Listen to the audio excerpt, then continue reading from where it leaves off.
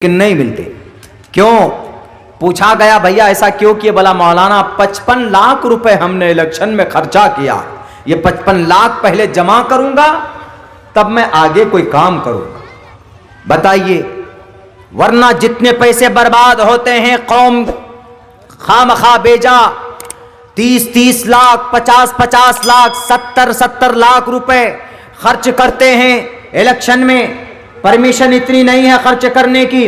अगर उन्हीं पैसों को लेकर आप 70 लाख रुपए चुनाव में खर्च करते, अगर उन 70 लाख रुपयों को आप अपने पंचायत के विकास के काम में, गरीबों की बच्चियों की शादी में लगा दें, गरीब बीमारों के इलाज में लगा दें, उनके लिए छोटे हॉस्पिटल खोल दें, उनके लिए 1-2 एम्बुलेंस का इंतजाम कर दें, तो आपको पैसा बांटने की जरूरत नहीं पड़ेगी। आपको पैसा लोगों को देकर वोट खरीदने की जरूरत नहीं पड़ेगी।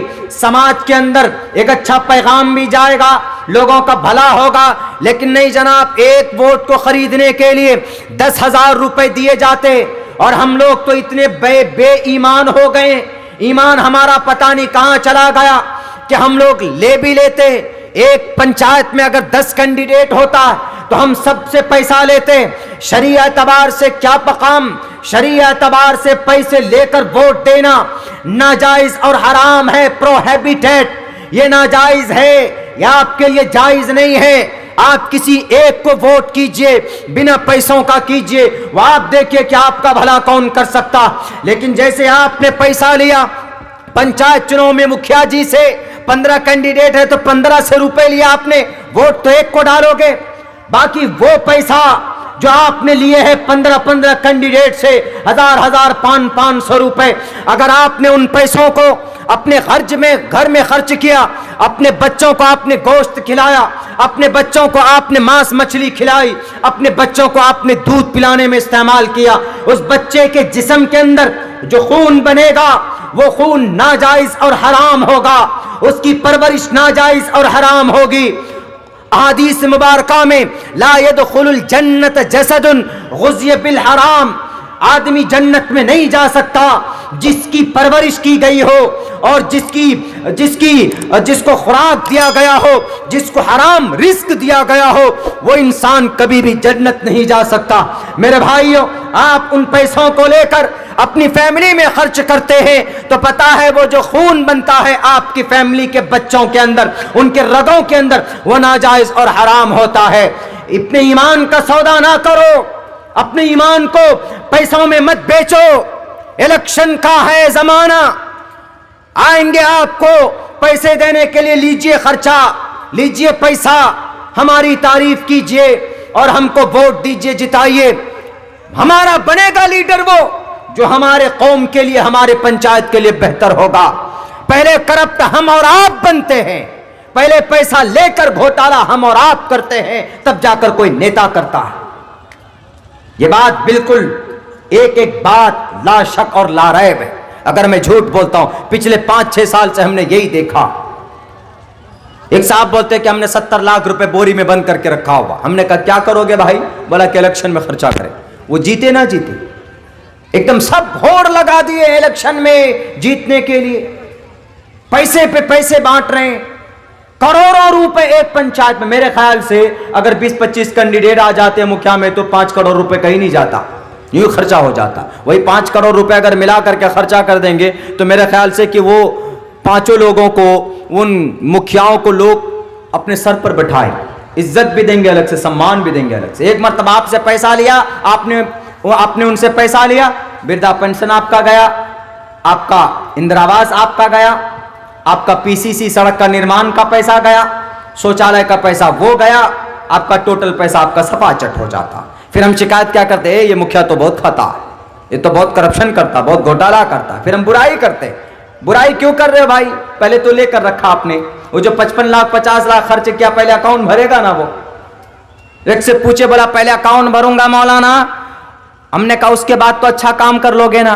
बोला उसके बाद अच्छा, अभी तो पूंजी आया हमारा, पूंजी के बाद 2 साल और कमाई करूंगा, मैं 1 करोड़ रुपए कमाऊंगा, आफ्टर दैट मैं तब कोई रिफॉर्म का काम करूंगा, कोई काम करूंगा। और 5 साल बीत जाता है, हम और आप चाहें तो बुराइयों को खत्म कर सकते हैं अपने समाज से। ये जनता, ये आवाम चाहे तो बुराइयों को खत्म कर सकती है अपने सोसाइटी से, अपने माशरे से। लेकिन हम ही लोग क्या बन जाते हैं, हाँ मुखिया जी, हर किसी के साथ, हाँ सरपंच साहब आप बिल्कुल बेफिक्र रहिए, एकदम ये इलाका आपका है, उनसे भी ले लिए कुछ खर्चा, दूसरे से मिले, अरे आपकी चिंता की जरूरत नहीं, आप सो जाइए, आप उधर मेहनत कीजिए, ये फैमिली का हमारा 100 वोट आपको जाएगा। अभी एक जगह पे पता नहीं ये बात आई है कि एक वार्ड है, बहुत छोटा सा वार्ड है, कैंडिडेट वार्ड सदस्य का इतना है कि उसमें वोटर उतना नहीं, कैंडिडेट ज्यादा हो गया वार्ड सदस्य में, वोटर कम हो गए। मेरे भाइयों, मेरे साथियों, ये बुराई, ये तमाम चीजें कहां से आती है? इलिटरेसी, जहालत से आती है। ये तमाम बुराइयां जहालत से आती है। हमें और आपको, वो जो आदमी ने बोला, संत साहब बोले कि आपके कुरान में इक़रा है, पढ़ो, पढ़ने पर हम इतनी मेहनत नहीं करते, यही पैसे अगर खर्च हो जाते करोड़ों रुपए पढ़ाई पर तो आपके मदरसा फलाहुल मुस्लिमीन की दीवारें अच्छी होती। आज आपके गांव के अंदर सड़क का जो हर साल आप सैलाब में डूबते हैं, कोई ना कोई उपाय होता। आपके गांव के अंदर एक भी गवर्नमेंट की तरफ से कोई अच्छा सा शिफा खाना नहीं है। आपके गांव के अंदर डिलीवरी का पेशेंट हो, आपके गांव में कोई इमरजेंसी पेशेंट हो जाए तो अपने गाड़ी में, टेम्पू में, टोटो में बैठकर, बिठाकर बड़ी तेजी के साथ इन बांध को पार करते हुए मैं आया हूं। मैंने देखा है आपके रास्ते को, कितनी दिक्कत और दुश्वार के साथ आप पहुंचते होंगे कटिहार। अगर चाहें ये लोग, अगर चाहें हम लोग, तो ये काम हो सकता।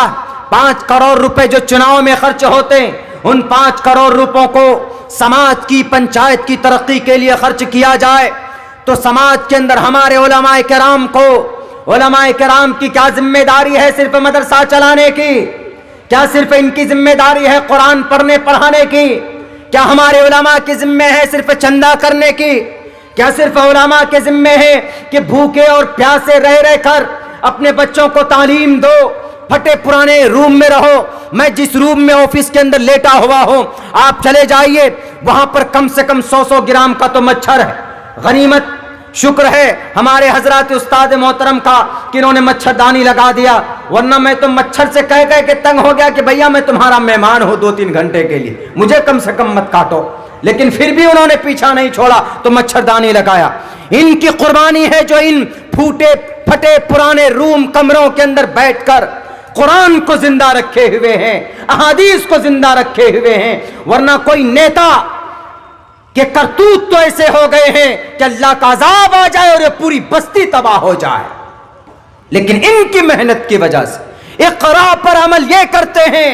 आपको इक़रा का मुखातब सिर्फ ये नहीं है टोपी और दाढ़ी वाले, इक़रा का मुखातब आप भी हैं। इक़रा अमर, it means order, it means educate your child and your children and educate and knowledge. The primary of education is to prepare and to qualify the new generation for participation in the development cultural society. Education के बगैर, तालीम के बगैर तरक्की नामुमकिन है। तालीम के बगैर आपका हुकूक आपको मिलना नामुमकिन है। उन्होंने डराया हमको कि मौलाना आप नहीं माने तो हम ऐसा कर देंगे, वैसा कर देंगे। हमने कहा कि तुम्हारा पाला आज किसी नेता को तुम गाली नहीं दे रहे हो। हमने कहा कि जनाब हाफिज साहब हाफिज है, वो गनीमत है कि हाफिज भी है। वो बताइए, इक़रा पर पूरा अमल नहीं किया। वो नीम मुल्ला, वो हाफिज नहीं, नाम के सामने अपनी इज्जत बचाने के लिए हाफिज लगाते। अब गाली देने लगे कि मैं वो करूंगा, मैं ये करूंगा। हमने कहा कि भाई जिसको अल्लाह रखे उसको कौन चखे। अब्दुल्ला सालिम साहब एक तालिबे इल्म है, हमारे अकाबिरीन यहां पर मौजूद है, उनसे लोहा ले लो। हमारा तुम क्या बिगाड़ पाओगे? पूरे RSS वाला पीछे पड़ा हुआ, पूरे VHP के लोग पीछे पड़े हुए, मीडिया वाले पूरे पीछे पड़े हुए कि मौलाना की कोई क्लिप आए ऐसी जो असंविधानिक हो, मौलाना को हाथ में हथकड़ी डाला जाए, अंदर किया जाए। हमने कहा मौलाना चतुर्थ, मौलाना चतुर है। और पता जो चतुर चालाक आदमी होता है वो अनपढ़ गवाह, लुटेरों, शराबियों, कबाबियों की शर से अल्लाह उसकी हिफाजत करता है। क्योंकि चतुर होते हैं कुरान के आलिम होते हैं, अहादीस उनके सीने में होता है। और अल्लाह ने साफ कह दिया, इन्ना नहनु नज़्ज़लना ज़िक्र व इन्ना लहु लहाफ़िज़ून, हमने इस कुरान को नाजिल किया। जो कुरान की बात करेगा, जो शरीयत की बात करेगा, जो मदरसों की बात करेगा, जो हक बात करेगा, I will protect it, I will guard it, हम उसका गार्ड बनेंगे। तो उन जैसे करप्ट लोगों के कहने से हम डर जाएंगे? बिल्कुल नहीं डरने वाले। तो मेरे भाइयों, यह गौर का मकाम है। उस आदमी ने जो सवाल किया, इक़रा, क्या आपके कौम में, आपके धर्मशास्त्र में पहला लफ्ज इक़रा है और आपके यहां तालीम नहीं? मौलाना वाक़ईतन तालीम है। हमारे नौजवानों से पूछ लीजिए तो भैया ये जरा बताओ, what is the meaning of ईमान, what is the definition of ईमान? नमाज क्या है, ज़कात क्या है, रोज़ा क्या है, हज क्या है? अखलाक हमारे नौजवान नहीं जानते, मैनर्स हमारे नौजवानों में नहीं। हमारे बच्चे, मेरे ख्याल से 55 या 60-65% बच्चे हमारे कौम के जो इलिटरेट है, जाहिल हैं। न वो मस्जिद में मदरसों में पढ़ते, न वो स्कूल में पढ़ते, नहीं पढ़ते। और किसी कौम की तरक्की छुपी हुई है एजुकेशन में। इसको छोड़ दीजिए कि मौलाना स्कूल पढ़ाएं कि मदरसा पढ़ाएं, इसको छोड़ दीजिए। पहली बात तो चूंकि अब 2 प्लेटफॉर्म तैयार किए गए, एक स्कूल एक मदरसे, तो अकायद को दुरुस्त करने के लिए मदरसों में भेजो, तो वहां पर अकीदा सही होगा कि अल्लाह एक है, कुल वल्लाहु अहद अल्लाहुस समद लम यलिद वलम यूलद ला इलाहा इल्लल्लाह मुहम्मदुर रसूलुल्लाह। जब अपने अकीदे सही होंगे उस बच्चे की नमाज सही होगी, उस बच्चे को शरीयत के पैगाम से, शरीयत के मसाइल से वाकफियत होगी। और अल्लाह के नबी ने कहा भी, तलबुल इल्मी फरीज़तुन अला कुल्लि मुस्लिम, अपनी शरीयत के मुताबिक जिंदगी गुजारने के लिए जिन मसाइल की जरूरत पड़ती, उन मसाइल को हासिल करना जरूरी है, इंपॉर्टेंट है। मोहम्मदुर रसूलुल्लाह की पवित्र जिंदगी क्या है, मोहम्मद कैसे रहते थे, मोहम्मद अपनी बीवी के साथ कैसे रहते थे, अपने पड़ोसी के साथ कैसे रहते थे, मोहम्मद का मामलात, मोहम्मद रसूलुल्लाह के मामलात क्या थे, मोहम्मद रसूलुल्लाह के अतवार वफ़ाल क्या थे, अपने समाज में, अपने गांव में उन चीज़ों को जानना ज़रूरी है। तब जाकर अगर कोई आपके मोहम्मद पर इल्ज़ाम लगाएगा, आपकी शरीयत पर कोई इल्ज़ाम लगाएगा, तो जानकारी अगर होगी तो आप सर उठाकर जवाब दोगे कि हमारे मोहम्मद बुरे नहीं थे, हमारे मोहम्मद का पैगाम तुम्हारे शास्त्रों में है। आर्या समाज के लोगों को हम मुखातब करेंगे, हम वीएचपी के लोगों को मुखातब करेंगे, हम आरएसएस बजरंग दल के लोगों को मुखातब करके कहेंगे कि उठाओ, सत्यार प्रकाश में लिखा है, क्या साफ लिखा है, दृष्टिपूताम वस्त्रपूताम जलाम भेद एन वदेद वाचम सत्यपूताम वदेद वाचम जलाम पुभेद। दृष्टि को नीचे करके चलो, ऊंच नीच स्थान को देखकर चलो।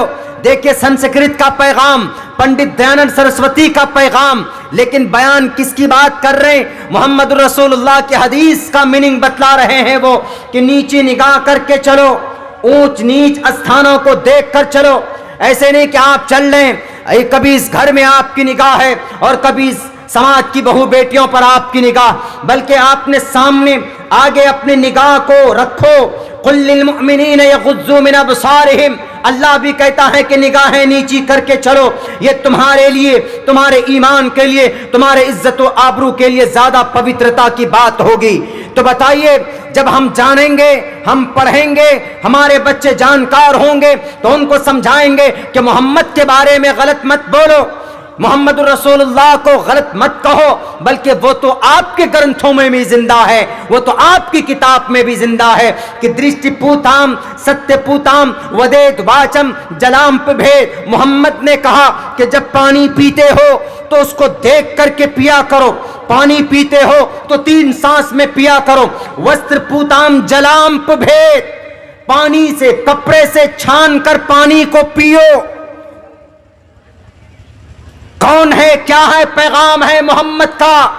पंडित दयानंद सरस्वती जो इस भारत के अंदर 1857 में जो इस धरती के ऊपर सर उठाया था इस्लाम को बदनाम करने के लिए, कुरान को बदनाम करने के लिए, मदारिस को बदनाम करने के लिए वही पंडित दयानंद सरस्वती जिसने आर्य समाज की बुनियाद रखी, उनकी किताब है सत्यार्थ प्रकाश।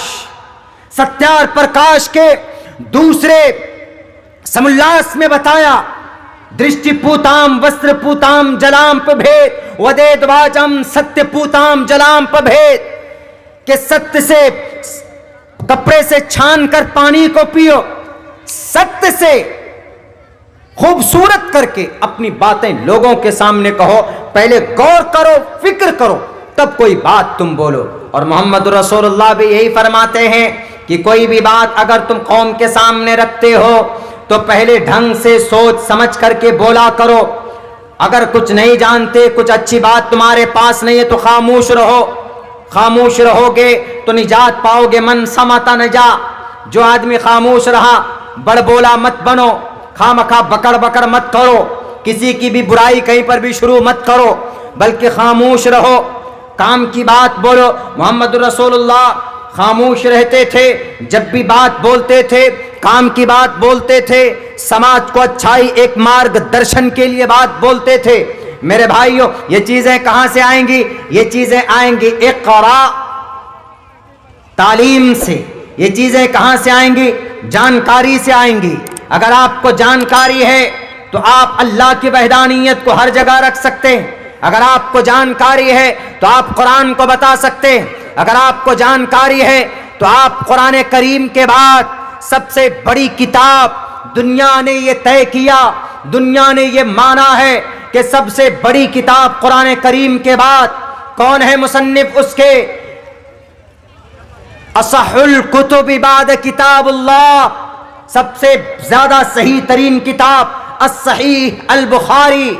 और पता, इमाम बुखारी को अजम में पैदा हुए, उज़्बेकिस्तान के एक शहर के अंदर, खुरासान के शहर के अंदर, बुखारा के अंदर पैदा हुए और एक मामूली घराने में पैदा हुए।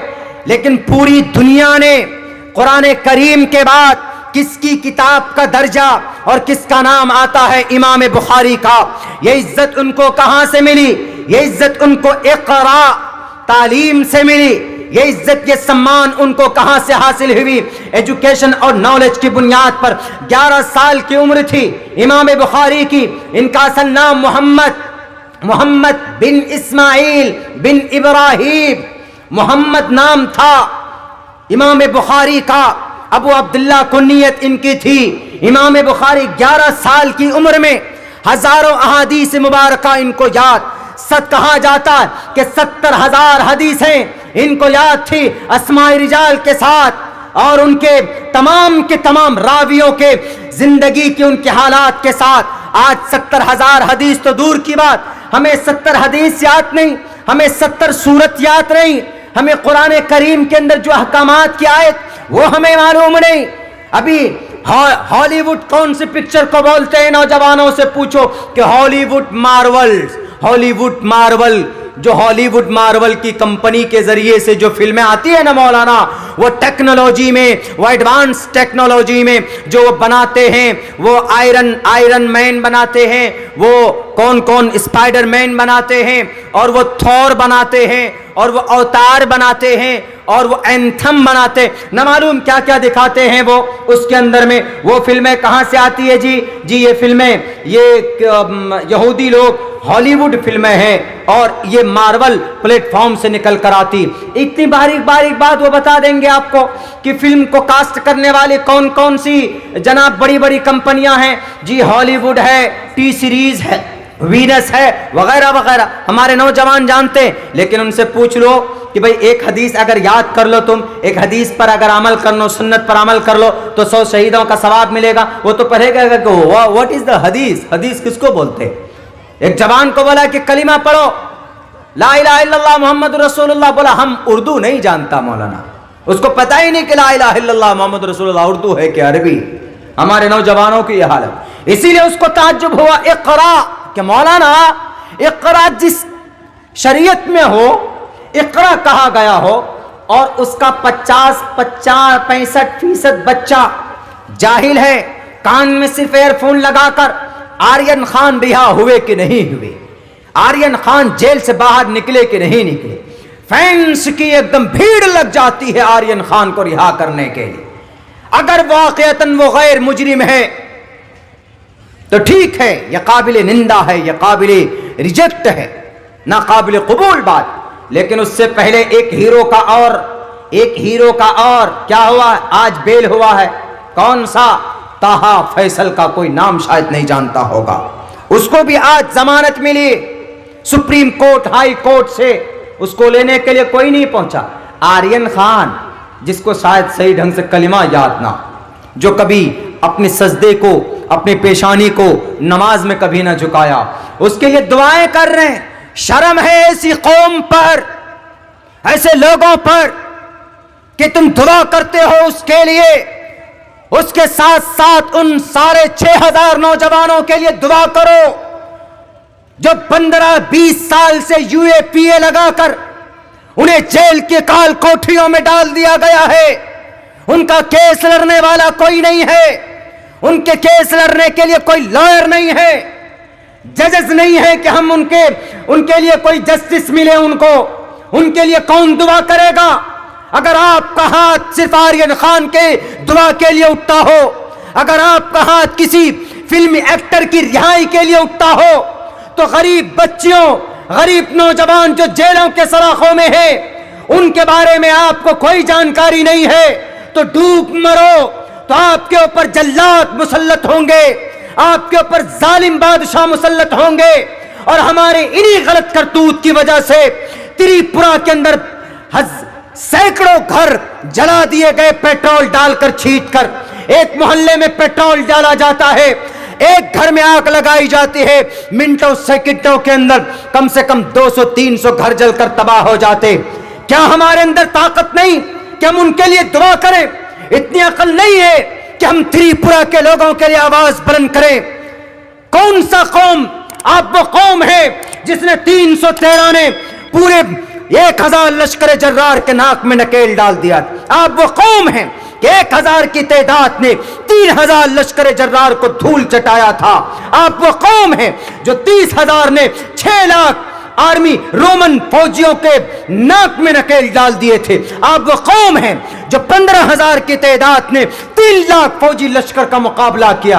आप वो कौम हैं कि आप तन्हा होते 600 की तादाद आपकी होती है, 6000 पर भारी पड़ते। आप वो कौम हैं कि 6000 फौज लेकर मोहम्मद बिन कासिम चलता है सिंध को फतह करने के लिए, मुकाबला करता है एक बड़े बड़े बादशाह से, 3 घंटे के अंदर मैदान फतह कर लेते हैं। आप उस कौम के लोग हैं। और अभी हालत यह है कि हम लोग 65% पढ़े लिखे अपने कुरान को नहीं जानते। मन आया सुन्नती इंद फसाद उम्मती फलहु अज्रु मियति शहीद। जो आदमी उम्मत फसाद उम्मत के वक्त एक सुन्नत पर अमल कर ले, एक हदीस पर अमल कर ले, नबी पाक अलैहिस्सलाम का फरमान है 100 शहीदों का सवाब उसको दिया जाएगा। और एक बात याद रखो मुसलमानों, अल्लाह के नबी अलैहिस्सलाम का फरमान है लन तस्तमी उम्मती अला ज़लाला, हमारी ये पूरी कौम गुमराही के ऊपर जमा नहीं हो सकती। तरक्तु फीकुम अमरैन लन तज़िल्लू मा तमस्सक्तुम बिहिमा, आप उसको पकड़े रखोगे तो तुम कभी भी गुमराह नहीं होगे। वो 2 चीज क्या है? वो 2 चीज किताबुल्लाह व सुन्नतु रसूलिल्लाह। एक अल्लाह का कुरान है, ये अल्लाह के नबी के हदीस मुबारका हैं, और सुनन रसूल हैं, सुन्नतें हैं। आज हम इन तमाम तालीमात से अपने आप को हमने अलग कर ले।